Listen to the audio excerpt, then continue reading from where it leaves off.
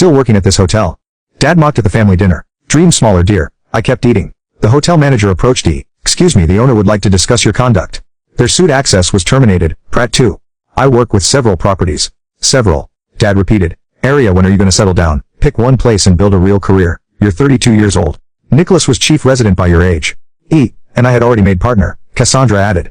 That's right. You need stability. A knock at the door interrupted. David entered, followed by two servers with the dinner set up. He caught my eye briefly, and I gave him a slight nod. Good evening, David said smoothly. I'm David Richardson, the general manager. I wanted to personally ensure everything meets your expectations this evening. About time, Nicholas said. Look, we need the temperature adjusted. It's at least 3 degrees too warm in here. I apologize, sir, but our climate control is optimized for guest comfort. I assure you the temperature is set to the standard. Oh, I don't care about the standard. I'm paying $2,800 a night for this suite. Adjust it. David's expression didn't change. I'll see what I can do, sir. He has the servers set up dinner on the suite's dining table. Mom turned to me. Area, since you work here, can you make sure they extra bread, and tell them to make sure the steaks are cooked properly? Nicholas is very particular. I don't work in the kitchen, Mom. But you must have some influence.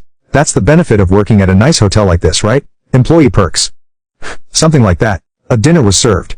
The food was exceptional. Chef Raymond's new menu was performing beautifully. But my family was too busy talking about themselves to notice.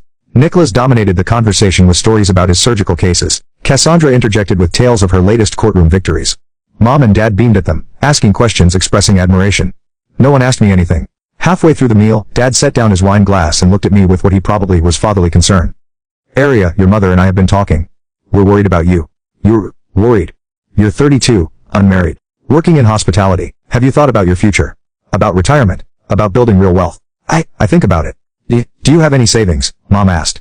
Any investments? Some. And Nicholas leaned back in his chair. Look, Area, I don't mean to be harsh, but hotel work isn't a career path. It's a job. There's a difference. You're never going to own real estate or build significant wealth working front desk at a hotel. You'll never own property. Dad agreed. Not in this market. Not on a hotel worker's salary. You should have listened to us and gone to medical school. Or law school. Cassandra added. It's not too late. You're still young enough to start over. I cut into my steak.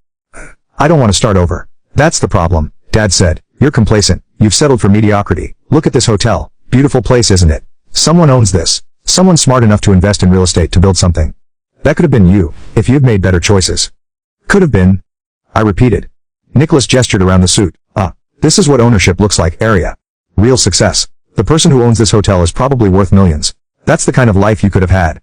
Is it? Instead, you're serving people who have that life. Do you see the difference? There are owners and there are workers. You chose to be a worker. A mom reached over and squeezed my hand. We're just trying to help, darling.